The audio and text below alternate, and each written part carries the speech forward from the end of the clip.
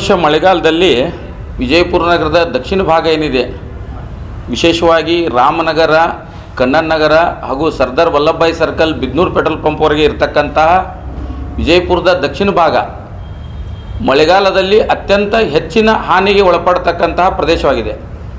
ಯಾಕಂದರೆ ಗ್ರಾವಿಟೇಷನಲ್ಲಿ ಆ ಒಂದು ಪ್ರದೇಶ ಎತ್ತರದಲ್ಲಿರುವುದರಿಂದ ಅಲ್ಲಿ ಬಂದಿರತಕ್ಕಂಥ ನೀರು ಸುಮಾರು ಒಂದು 3 ರಿಂದ 3.5 ಕಿಲೋಮೀಟರ್ ರೇಡಿಯಸ್ ನೀರು ಸರ್ದಾರ್ ವಲ್ಲಭಭಾಯಿ ಸರ್ಕಲ್ನಿಂದ ಹಿಡ್ಕೊಂಡು ವಿಶ್ವೇಶ್ವರ ವೃತ್ತದವರೆಗೆ ಏನು ರಾಮನಗರದ ಹೊಸ ರಸ್ತೆ ಇದೆ, ರಸ್ತೆ ಬಲಭಾಗದಲ್ಲಿ ನಿಂತು ಅಲ್ಲಿ ಸಾಕಷ್ಟು ಜನಜೀವನವನ್ನು ಅಸ್ತವ್ಯಸ್ತ ಮಾಡ್ತಕ್ಕಂಥದ್ದು ಆಗ್ತಾ ಬಂದಿದೆ. ಕಳೆದ ಮಳೆಗಾಲಿನಲ್ಲೂ ಕೂಡ ತಾವೆಲ್ಲ ಪತ್ರಕರ್ತರು ಗಮನಿಸಿರ್ಬೋದು, ಅಲ್ಲಿ ಸಾಕಷ್ಟು ಹಾನಿಗೊಳಗಾದಂಥ ಪ್ರದೇಶ ಆಗಿತ್ತು. ಅದೇ ರೀತಿ ಈಗ ಮಳೆಗಾಲ ಪ್ರಾರಂಭವಾಗಿದೆ. ಈಗೂ ಕೂಡ ಒಂದೇ ಒಂದು ಮಳೆಗೆ ಆ ಪ್ರದೇಶ ಅತ್ಯಂತ ಒಂದು ಹಾನಿಗೆ ಒಳಗಾದಂಥ ಪ್ರದೇಶವಾಗಿದೆ. ಇದು ಪ್ರತಿ ಮಳೆಗಾಲಿನಲ್ಲೂ ರಿಪೀಟ್ ಆಗ್ತಾ ಬಂದಿರೋದ್ರಿಂದ ಜಿಲ್ಲಾಡಳಿತವಾಗಲಿ ಮಹಾನಗರ ಪಾಲಿಕೆ ಆಗಲಿ ಅದಕ್ಕೊಂದು ಯಾವುದೇ ಸೂಕ್ತ ವ್ಯವಸ್ಥೆ ಮಾಡ್ತಕ್ಕಂಥದ್ದು ಜಿಲ್ಲಾಡಳಿತ ಮತ್ತು ಮಹಾನಗರ ಪಾಲಿಕೆಯ ವೈಫಲ್ಯ ಅಂತೇಳಿ ಕಿಸಿಂದ ತಮ್ಮ ಮಾಧ್ಯಮದ ಮುಖಾಂತರ ನಾನು ಹೇಳಲಿಕ್ಕೆ ಇಚ್ಛಪಡ್ತೀನಿ. ಈಗೇನು ಇವತ್ತಿನ ಮಾಧ್ಯಮದ ಮುಖಾಂತರ ಜಿಲ್ಲಾಡಳಿತಕ್ಕೆ ಮತ್ತು ಮಹಾನಗರ ಪಾಲಿಕೆಗೆ ಯಾವ ಕಾರಣಕ್ಕಾಗಿ ಅಲ್ಲಿ ಹಾನಿಗೊಳಗಾಗ್ತಾ ಇದೆ, ಯಾವ ರೀತಿ ಜನಜೀವನ ಅಸ್ತವ್ಯಸ್ತ ಆಗ್ತಾ ಇದೆ, ಜನರಿಗೆ ಆಗ್ತಕ್ಕಂಥ ತೊಂದರೆಗಳೇನು, ಅದಕ್ಕೆ ಕಾರಣ ಏನು ಮತ್ತು ಪರಿಹಾರವನ್ನು ಕೂಡ ನಾವು ಅದಕ್ಕೆ ಈಗಾಗಲೇ ಹಿಂದೆ ಸಾಕಷ್ಟು ಬಾರಿ ಸೂಚಿಸಿದರೂ ಕೂಡ ಯಾವುದೇ ಕ್ರಮ ಆಗಿಲ್ಲ. ಮಾಧ್ಯಮದ ಮುಖಾಂತರ ಜಿಲ್ಲಾಡಳಿತಕ್ಕೆ ಮತ್ತೊಮ್ಮೆ ಅದಕ್ಕೊಂದು ಪರಿಹಾರ ಕಲ್ಪಿಸುವ ನಿಟ್ಟಿನಲ್ಲಿ ಕೆಲವೊಂದು ಸಲಹೆ ಸೂಚನೆಗಳನ್ನು ಕೊಡ್ತೀವಿ. ಒಂದು ವೇಳೆ ಯಾವ ಪಾಲನೆ ಆಗದೇ ಇದ್ದಲ್ಲಿ ಮುಂದೆ ಶಾಶ್ವತವಾದಂಥ ವ್ಯವಸ್ಥೆ ಕಲ್ಪಿಸುವವರಿಗೆ ಒಂದು ಹೋರಾಟವನ್ನು ಹಮ್ಮಿಕೊಳ್ಳಬೇಕೆನ್ನತಕ್ಕಂಥ ಉದ್ದೇಶದಿಂದ ಇವತ್ತಿನ ಪತ್ರಿಕಾಗೋಷ್ಠಿಯನ್ನು ತಮ್ಮ ಮುಖಾಂತರ ಜಿಲ್ಲಾಡಳಿತಕ್ಕೆ ಕಳಿಸ್ತಕ್ಕಂಥ ಕೆಲಸವನ್ನು ಮಾಧ್ಯಮದ ಮಿತ್ರರು ಮಾಡಲಿ ಅಂತಕ್ಕಂಥ ಒಂದು ನನ್ನ ಉದ್ದೇಶದಿಂದ ಇವತ್ತು ಪತ್ರಿಕಾಗೋಷ್ಠಿಯನ್ನು ಮಾಡ್ತಾಯಿದ್ದೀನಿ. ತಮಗೆಲ್ಲ ಗೊತ್ತಿರುವಂತೆ ಅಲ್ಲಿ ಒಂದು ಕೋಟೆಗೋಡಿದೆ. ಆದಿಲ್ಶಾಹಿ ಕಾಲದಿಂದ ಹಿಡ್ಕೊಂಡು ಇಲ್ಲಿಯವರೆಗೂ ಅದಕ್ಕೊಂದು ರಾಜಕಾಲುವೆ ಅಂತಕ್ಕಂಥದ್ದು ಒಂದು ಅಲ್ಲಿ ಒಳಚರಂಡಿ ವ್ಯವಸ್ಥೆ ಮುಂಚಿತನೂ ಇತ್ತು, ಇತ್ತೀಚಿನ ದಿನಗಳಲ್ಲಿ ಕೂಡ ಇತ್ತು. 2009ರಲ್ಲಿ ಒಂದು ಪ್ರವಾಹ ಬಂದಾಗ ಅದನ್ನು ಪುನರುಜ್ಜೀವನಗೊಳಿಸ್ತಕ್ಕಂಥ ಕೆಲಸವನ್ನು ಅಂದಿನ ಜಿಲ್ಲಾಡಳಿತ ಮಾಡಿತ್ತು. ಅದಕ್ಕೆ ವಿಶೇಷವಾಗಿ ಈ ಹಿಂದೆ ವಿಜಯಪುರ ನಗರಸಭೆ ಇದ್ದಾಗ ಏನು ಆಯುಕ್ತರಾದಂತಹ ಜೈನ್ ಸಾಹೇಬರಿದ್ದರು, ಅಶೋಕ್ ಜೈನ್, ಅವರನ್ನು ಕರೆಸಿ ಒಂದು ವ್ಯವಸ್ಥೆಯನ್ನು ಮಾಡ್ತಕ್ಕಂಥ ಕೆಲಸವನ್ನು ಅಂದಿನ ಜಿಲ್ಲಾಡಳಿತ ಮಾಡಿತ್ತು. ದುರ್ದೈವಶಾತ್ 15 ವರ್ಷಗಳ ಆದರೂ ಕೂಡ ಆ ಒಂದು ವ್ಯವಸ್ಥೆ ಇನ್ನೂ ಪೂರ್ಣವಾಗಿ ಆಗದೇ ಇರುವುದು ವಿಜಯಪುರ ನಗರದ ಜನರ ಒಂದು ದುರ್ದೈವ. ಇವತ್ತು ಏನು ರಾಮನಗರದಿಂದ ವಲ್ಲಭಭಾಯಿ ಸರ್ಕಲ್, ಕಣ್ಣನ್ ನಗರವರೆಗೆ ನೀರು ನಿಂದಿರ್ತಾ ಇದೆ, ಅದಕ್ಕೆ ಪ್ರಮುಖವಾಗಿ ಕಾರಣ ಇತ್ತೀಚಿನ ದಿನಗಳೇನೆಂದ್ರೆ ಒಂದು ಹೊಸ ರಸ್ತೆಯನ್ನು ನಿರ್ಮಾಣ ಮಾಡಿದ್ದಾರೆ. ಮುಂಚೆನೂ ಮಳೆಗಾಲ ಆದಾಗ ಗ್ರಾವಿಟೇಷನಲ್ಲಿ ಬಂದಂಥ ನೀರು ಏನು ಬೇಗಂ ತಲಾಬ್ ಎತ್ತರದ ಪ್ರದೇಶದಿಂದ ಹಿಡ್ಕೊಂಡು ರಾಮನಗರ ಬಂದು ಅಲ್ಲೊಂದು ಕ್ಯಾತನ್ ಗದ್ದೆ ಅಂತದೆ, ಅದರ ನೀರು ಈ ಶಿವಾನಂದ ಪಾಟೀಲ್ ಸಾಹೇಬ್ರ MLA ಅವ್ರ ಮನೆಯಿಂದ ಬಂದಿರತಕ್ಕಂಥ ನೀರು ಕೆಳ ಹಂತದ ಇಲ್ಲಿ ರಾಮನಗರ, ಕಣ್ಣನ್ ನಗರ, ಸರ್ದಾರ್ ವಲ್ಲಭಭಾಯಿ ಸರ್ಕಲ್ ಬರ್ತಾ ಇತ್ತು. ಆ ನೀರು ಗ್ರಾವಿಟೇಷನಲ್ಲಿ ಹರಿದು ಕೋಟೆಗೋಡೆಗೆ ಹೋಗ್ತಿತ್ತು. ಕೋಟೆಗೋಡೆ ಸುತ್ತಮುತ್ತಲು ಇರತಕ್ಕಂಥ ಪ್ರದೇಶ ಜಲಾವೃತ ಆಗ್ತಕ್ಕಂಥ ಸನ್ನಿವೇಶ ಇತ್ತು. ಆದರೆ ಇತ್ತೀಚೆಗೆ ಒಂದು ರಾಮನಗರದಿಂದ ಹಿಡ್ಕೊಂಡು ಕಣ್ಣನ್ ನಗರ್, ವಿಶ್ವೇಶ್ವರ ವೃತ್ತವರೆಗೆ ಒಂದು 2.5 ಕಿಲೋಮೀಟರ್ ಲೋಕೋಪಯೋಗಿ ಇಲಾಖೆ PWDದವರು ಒಂದು ಹೊಸ ರಸ್ತೆಯನ್ನು ನಿರ್ಮಾಣ ಮಾಡಿದ್ದಾರೆ. ಇವತ್ತಿನೇನು ಒಂದು ರಾಮನಗರ, ಕಣ್ಣನ್ ನಗರದಲ್ಲಿ ಅವ್ಯವಸ್ಥೆ ಇದಕ್ಕೆ ಸಂಪೂರ್ಣವಾಗಿ ಕಾರಣ ಅಂದರೆ ಈ PWDಯಿಂದ ಏನು ರಸ್ತೆ ನಿರ್ಮಾಣವಾಗಿದೆ, ಇದು ಅವೈಜ್ಞಾನಿಕವಾಗಿ ನಿರ್ಮಾಣ ಮಾಡಿರುವುದೇ ಇವತ್ತಿನ ಅಲ್ಲಿ ನೀರು ನಿಂದಿರತಕ್ಕಂಥ ಜನಜೀವನ ಅಸ್ತವ್ಯಸ್ತಕ್ಕೆ ಕಾರಣವಾಗಿದೆ.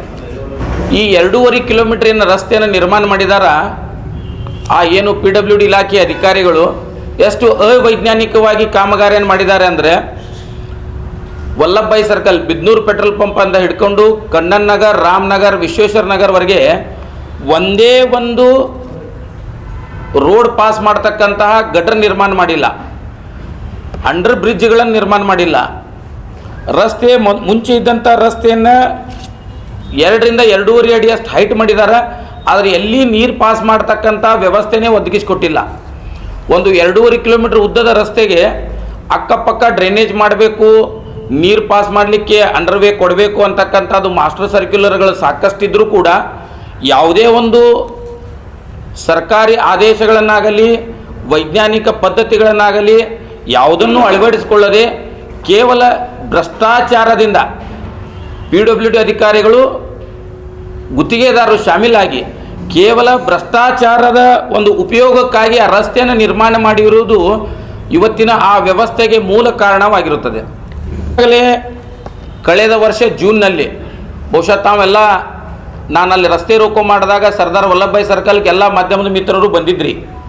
ನಾವು ಕಳೆದ ವರ್ಷ ಮಳೆಗಾಲ ಪ್ರಾರಂಭವಾಗುವುದಕ್ಕಿಂತ ಮುಂಚೆ ಒಂದು ಎಚ್ಚರಿಕೆಯನ್ನು ಜಿಲ್ಲಾಡಳಿತ ಕೊಡುವ ಸದುದ್ದೇಶದಿಂದ ವಲ್ಲಭಭಾಯಿ ಸರ್ಕಲ್ನಲ್ಲಿ ಒಂದು ರಸ್ತಾ ರೋಕೋ ಮಾಡಿ ಅವತ್ತಿನ ಮಹಾನಗರ ಪಾಲಿಕೆಗೆ ಮುಂಬರುವ ಮಳೆಗಾಲಕ್ಕಾಗಿ ಒಂದು ಏನಾದರೂ ವ್ಯವಸ್ಥೆ ಮಾಡಿಕೊಳ್ಳಿ ಅಂತಕ್ಕಂಥ ಒಂದು ಎಚ್ಚರಿಕೆಯನ್ನು ಕೊಟ್ಟಿದ್ದೀವಿ.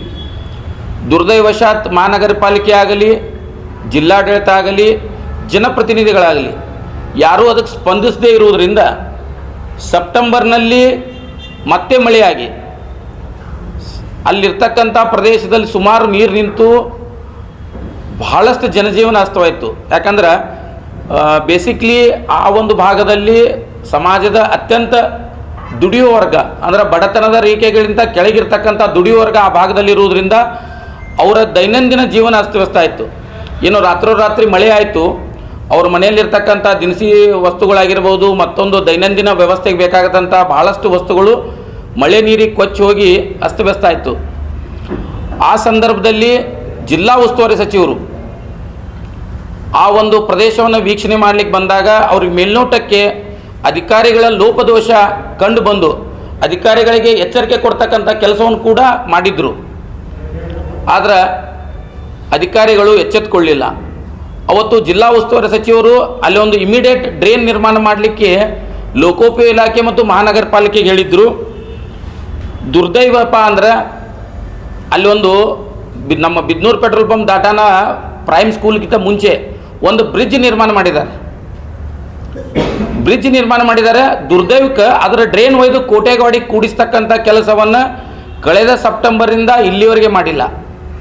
ಇದು ಜಿಲ್ಲಾ ಉಸ್ತುವಾರಿ ಸಚಿವರು ಜಿಲ್ಲಾಡಳಿತ ಮಹಾನಗರ ಪಾಲಿಕೆಗೆ ಹೇಳಿದರೂ ಕೂಡ ಮಹಾನಗರ ಪಾಲಿಕೆಯ ಅಭಿಯಂತರಗಳು ಯಾರೂ ಇದರ ಬಗ್ಗೆ ಎಚ್ಚರ ತೆಗೆದುಕೊಳ್ಳದೇ ಇರುವುದರಿಂದ ಕಾಮಗಾರಿ ಅಪೂರ್ಣ ಮಾಡಿರುವುದರಿಂದ ಇವತ್ತಿನ ಮಳೆಗಾಲಕ್ಕೆ ಮತ್ತೆ ಆ ಭಾಗ ಜಲಾವೃತಗೊಂಡು ಸಾಕಷ್ಟು ಜನಜೀವನವನ್ನು ಅಸ್ತವ್ಯಸ್ತ ಮಾಡತಕ್ಕಂಥ ಕೆಲಸವನ್ನು ಮಾಡಿದೆ.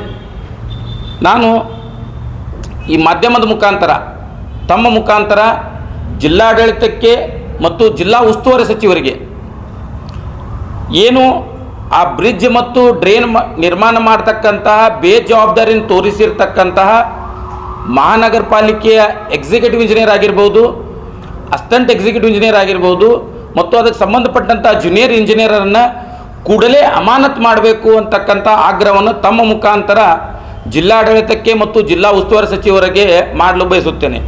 ಯಾಕಂದ್ರೆ ಈ ಅಧಿಕಾರಿಗಳಿಗೆ ಎಲ್ಲಿ ಒಂದು ಅಕೌಂಟಬಿಲಿಟಿ ಇಲ್ಲ. ಇವತ್ತು ಒಂದು ಹೊಸ ರಸ್ತೆ ನಿರ್ಮಾಣ ಮಾಡ್ತಾರೆ, ಸರ್ಕಾರದಿಂದ ಕೋಟ್ಯಾಂತರ ರೂಪಾಯಿ ವೆಚ್ಚ ಆಗ್ತೈತಿ.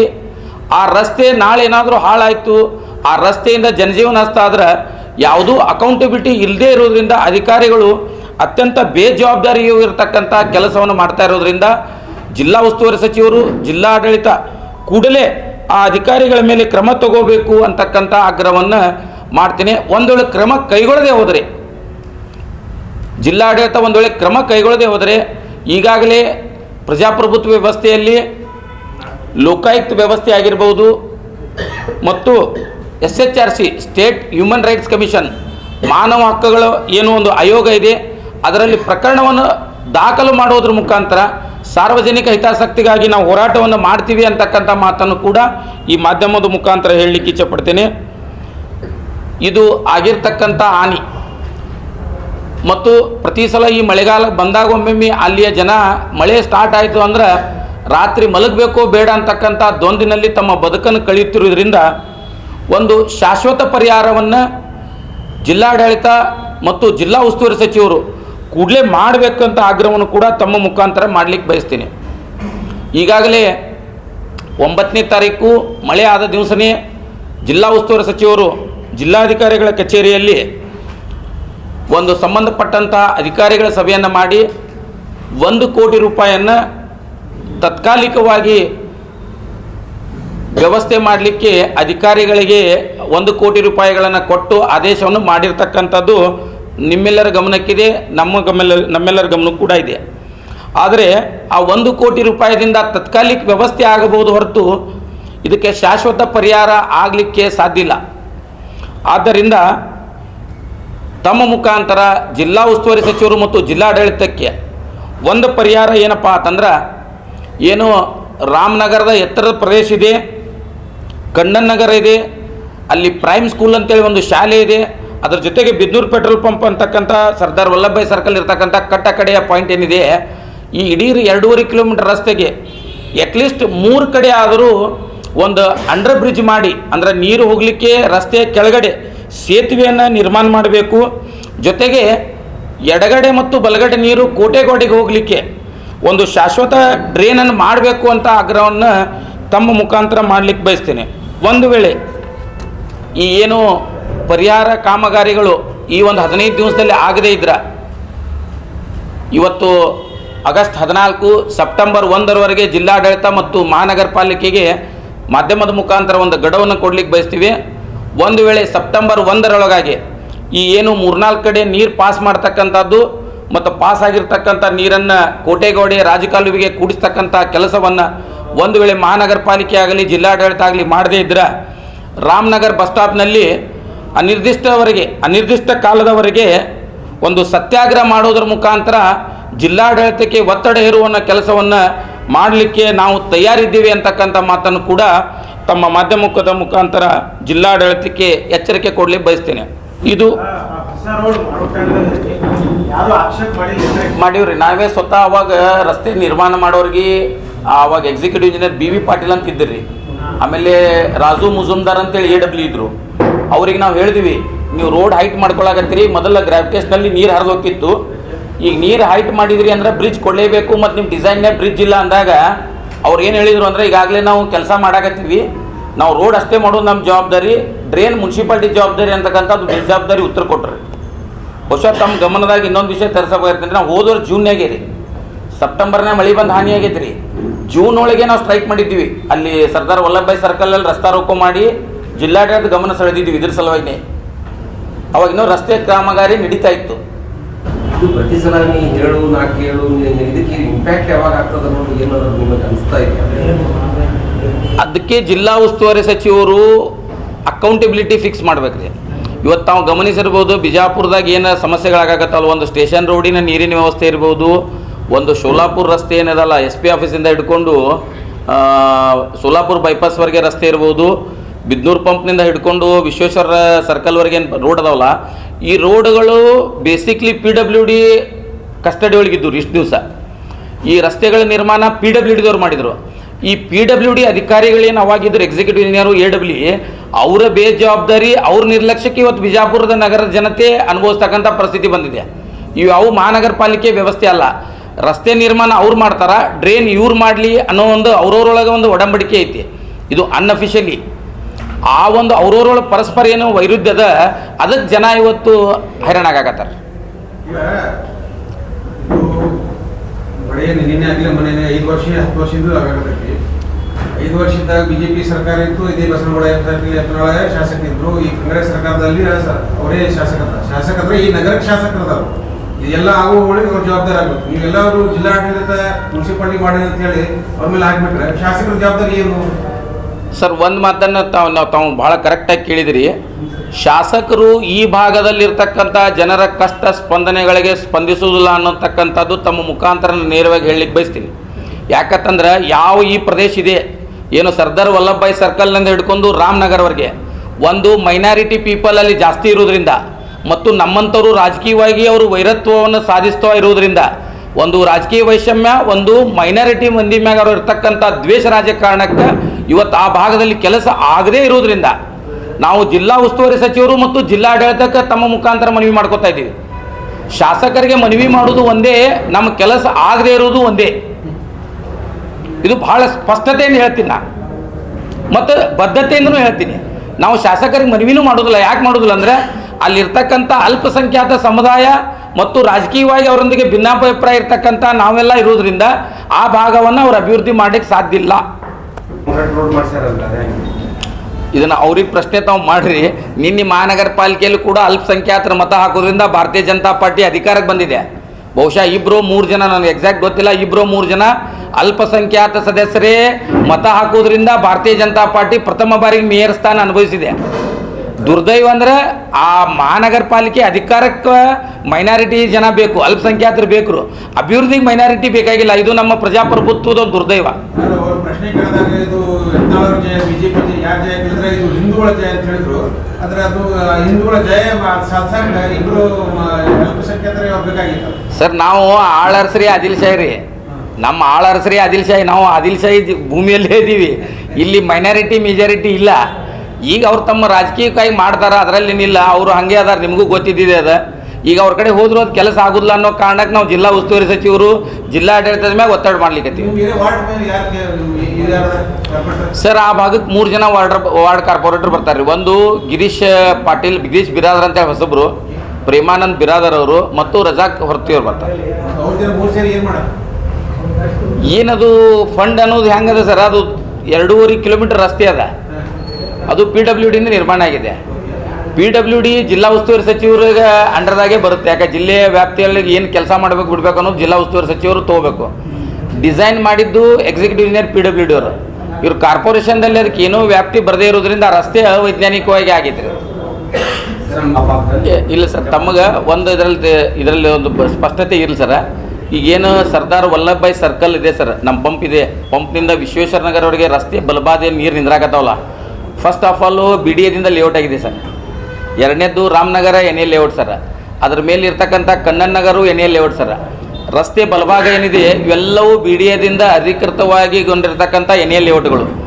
ಕ್ವಾಟಿಗೋಡಿ ಏನಿದೆ ಸರ್, ಅಲ್ಲಿ ಅನಧಿಕೃತ ಕಟ್ಟಡಗಳು ತಿಳಿಯತ್ತಾಕತ್ತಾವೆ. ಯಾಕಂದ್ರೆ 100 ಮೀಟ್ರ್ ವ್ಯಾಪ್ತಿ ಒಳಗೆ, ಕೋಟೆಗೋಡಿಯಿಂದ 100 ಮೀಟ್ರ್ ವ್ಯಾಪ್ತಿಯೊಳಗೆ NA ಮಾಡೋಕ್ಕೆ ಬರೋದಿಲ್ಲ. ಈಗೇನ ರಸ್ತೆ ಅದ ಎಕ್ಸಾಕ್ಟ್ಲಿ ನಮ್ಮ ಪೆಟ್ರೋಲ್ ಬಂಕ್ ಅದಲ್ಲ, ಅದು 110 ಮೀಟ್ರ್ ಅದ ಸರ್. ಅಂದರೆ ರಸ್ತೆ ಇಚ್ಚಿಕೇನು 10 ಮೀಟ್ರ್ ಅದ, ಅದು 100 ಮೀಟ್ರ್ ಬರ್ತೈತಿ.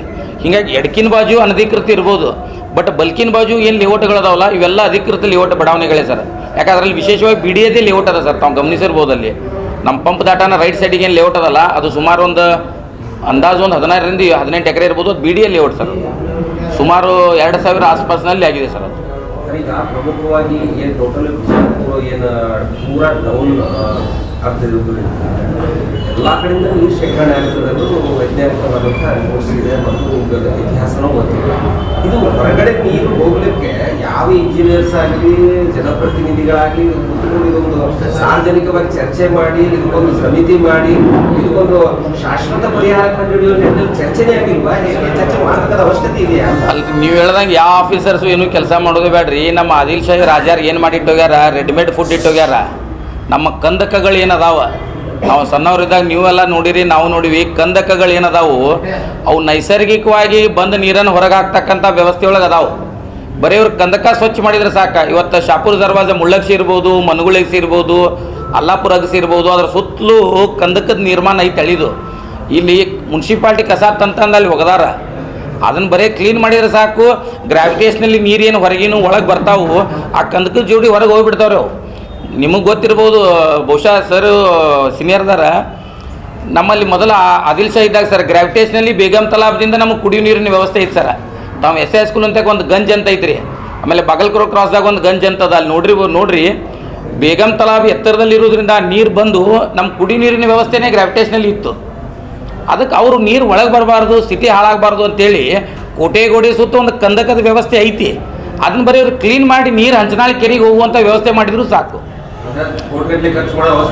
ಇಲ್ಲ, ಇಲ್ಲಿ ನಗರದಲ್ಲಿ ಏನು ಒಳಚರಂಡಿ ಸಲುವಾಗಿ ಕೋಟಿಗಟ್ಟಲೆ ಮಾಡ್ತಾರೆ. ಅದ್ರ ಬದಲಿ ಒಂದು ಸಲ ಶಾಶ್ವತವಾಗಿ ಅದೇನು ರಾಜಕಾಲುವೆ ಅಂತ ಇತ್ತೀಚೆಗೆ ಏನಾಗತ್ತಾರ, ನಾವು ಹಳ್ಳಿಯ ಆಡು ಭಾಷೆ ಒಳಗೆ ಕಂದಕಂತೀವಿ, ಅದನ್ನು ಒಂದು ಸಲ ಕ್ಲೀನಪ್ ಮಾಡಿಬಿಟ್ರೆ ಅಂದರೆ ವಿಜಯಪುರ ನಗರ ಜನರಿಗೆ ಎಂದೂ ಈ ಮಳೆಗಾಲಿನ ನೀರಿನಿಂದ ತೊಂದರೆ ಆಗೋದಿಲ್ಲ.